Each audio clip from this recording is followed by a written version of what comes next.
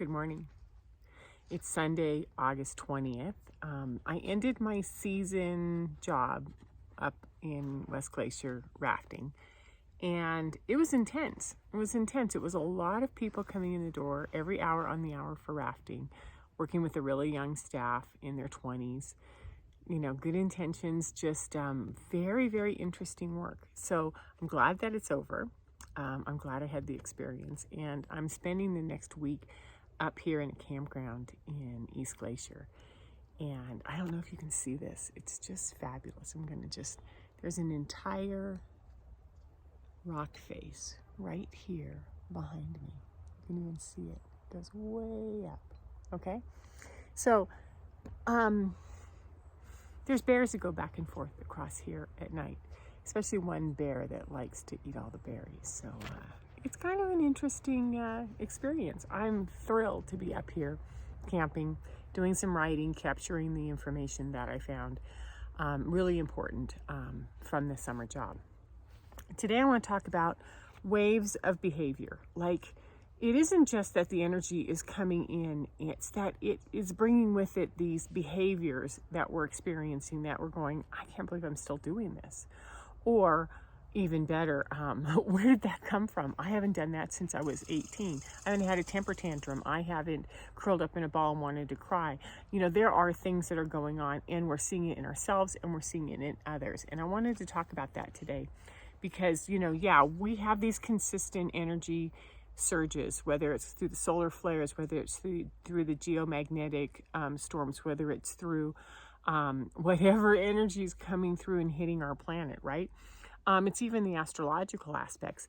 And so many of us are adapting really well. We're integrating it. We're going, wow, this is getting really interesting. The world is finally I'm getting curious about what the world is doing. And we're feeling every single one of these energy surges, which makes sense, right? So I think they're like waves. So if you've ever lived on one of the parts of the coast where the waves just come in consistently. I was born in California, 5th generation Californian, grew up on the water, right? So the waves, if you stand in where it's really shallow, they kind of hit your ankles, and you can talk to someone, play frisbee, enjoy it, and it's wonderful. You can go out and stand up to your knees, which is you get a little bit of splash and you're fine, right? Or you can go into your hips, which is you have to sort of keep an eye on the waves and keep your feet grounded into the ground. Or you can go in all the way up to your chest and go like, okay, this one I'm going under, this one I'm just going to ride out.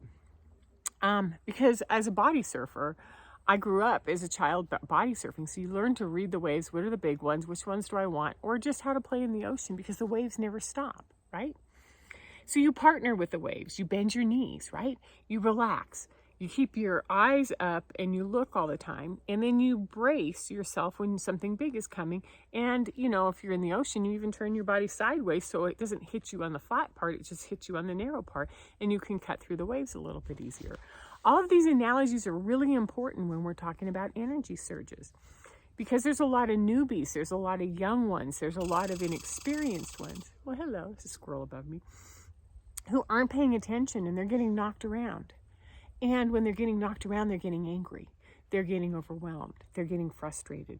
They might fall. They might feel defeated. They might have fear in their body. Their behavior is erratic. It's going up and down. Our behavior can be erratic. I'm not saying it's just one, but I'm noticing that those who aren't really paying attention are in a lot of behavior around fear and the changes that it brings, and the anger and the lack of confidence and sort of the blame, I don't even know what happened. This just happened. And then they start pointing the finger out at other people, right? So what have you noticed? What have you been seeing lately over the last week or two, or maybe even since the beginning of August, right? Are you moody? Are you on edge? Are you curious? Are you happy? What is it that you can actually put your finger on? Because energy like this has always been there. If we're going to use a wave analogy, it's always been hitting our ankles, occasionally hit our knees, and we were kind of like, I don't know what that was, but something just happened. But it does require our presence, and it needs us to trust ourselves and trust our partnership with the universe. Like, okay, so this is happening. This is how I know how to deal with it. So what I've noticed is that it is easy to ignore it, to numb out, to distract, and to not take leadership of your system. I saw that a lot over the summer with young ones who were in a lot of victim energy of poor me, this happened, poor me, that happened, poor me, this. And that reaction is because there isn't an anchor. And they're not in relationship with themselves. And they move from relationship to relationship, job to job, event to event, because they're always in reaction. And it's also easy to sort of not watch yourself and let your behavior run the show, especially if you have now or have had hypervigilant parents that took the presence, took over your presence and sort of managed you all the time. So you didn't really have to. I saw a lot of that in the 20-year-olds, especially if you had a partner who really enjoys serving you, redirecting you, who feels like, you're kind of a loose cannon and their job is just to keep you on path, right? Or especially if you are attached to the energy of drama. This life is too boring unless I swirl it up and something happens. But I believe that this is a difference that we're starting to notice between reaction, either way, to our world, responding to it. Because when we respond to it, we take the steering wheel, we take ownership, we start to actually own the direction of our life. So let's just play with this for a minute. We're at the last, 10 days of August. What's going on in your world? What is actually happening? I'm here on vacation watching the ends of the family vacation, the exhausted families, the exhausted kids. Here in the Northern Hemisphere, we're winding down. Harvest is coming in, school is starting, summer vacations are winding down. There's this idea that, in September, everyone's going back into the education system. Kids are upset about it. Kids are worried about it. Kids are excited. Around here, it's really smoky. That's why I'm doing this in the background, because all of the water that's out there is just covered with smoke. It's really hazy. It's not good photography. It's hot. It's sticky. We've had heat waves.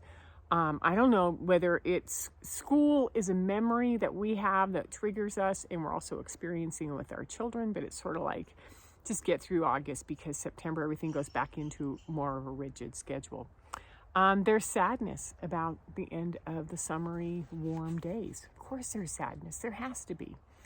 So for those of you who've been following me all summer, you know that I took a hiatus on my coaching. And my coaching was supposed to start in October 1st. But I'm noticing now that I'm quitting the season job 6 weeks early, that I'd like to move that up to September.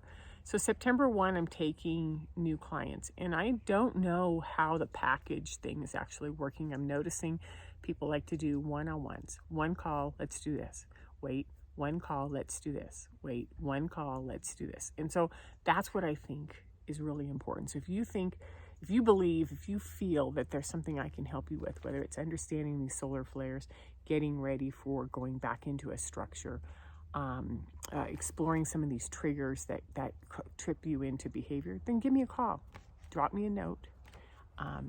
Go to DeniseDryden.com and message me that way. It's really easy. So I have 6 tips for you. I only have one hand. 6 tips, because the other one's holding my cards and papers. Number 1, see if you can detect the waves. See if you can actually feel them in your body. Feel them. Notice them. Feel something increase or shift, or what was that? Or I'm noticing, it's kind of swirly right now, or it feels wavy, like it got intense and then it's going back down. Recognize it as an energy wave. So that's the first one, is detect. Try to start figuring out when you can feel something different. Okay. Number 2, if you want to validate or explore it, go to spaceweather.com, go to Pam Youngins on Facebook, chat about, look at the chats, watch what they're saying, look at the solar flares, look at the Schumann resonance, look at the geomagnetic storms, look at the auroras, or the northern lights, because all of these things are going to start letting you know that the energy has increased and that what you just felt today was real. Okay, so what it is you're putting actual measurable events together with what you felt. So you're putting a cause and effect. connecting them, right? Number 3, apply your skills. Bend your knees, breathe, pay attention, calm your system down so that you can respond and play with it. So when you bend your knees and breathe, you're holding the steering wheel. So I have this card, I forgot to show it to you earlier. On the Thoth deck, this is the 3 of Pentacles. And what I love about this card is that it shows that the Holy Trinity, or the sacred Trinity of the Empress. And if you notice, the waves are coming towards, and what she does is she just holds them and she keeps them at bay. She knows that they're there, and she implements her own tools and she makes them work for her. So when I'm saying apply your skills, breathe, bend your knees, pay attention, shift out of reaction into response. That's what we're talking about, is how to work it, right? Work it with the knowledge that on the 3D, something very interesting is changing, right? Number 4, believe your intuition, your internal instincts, and trust yourself with what you're feeling, what you're noticing, what you're experiencing, because it's real, and then you can start working with it. So trust your intuition. If you notice, oh, everything got really quiet all of a sudden, your intuition is peaking and saying, pay attention, pay attention, pay attention. Now I've got squirrels running through the bushes over here on the side. Number 5, expand your calm responses to those around you. You can expand your field. You can put everything in this big circle, and you can calm down the family and friends that you're with. You can calm down the house. You can calm down the woods. You can calm down the water. You can calm down a lot of things when you apply your own field to the field around you. You want to learn how to do that? Give me a call. Number 6, accept that everybody is on their own path with understanding this and working with this, and have compassion. So acceptance and compassion, they go hand in hand. This is an individual journey. Those we love aren't going to be on the same path that we are. We wish they were, but they're not. Those that we are noticing are on their own journey, and we have compassion for ourselves, for the way that we're stepping into our own leadership, and for those around you. So if you want more information on this, you can check me out on DeniseDryden.com. There's so much out there. I love talking to you each week. Please put comments down below. Please put insights and tools that have worked for you. I would love to hear from you. You take care. Bye-bye.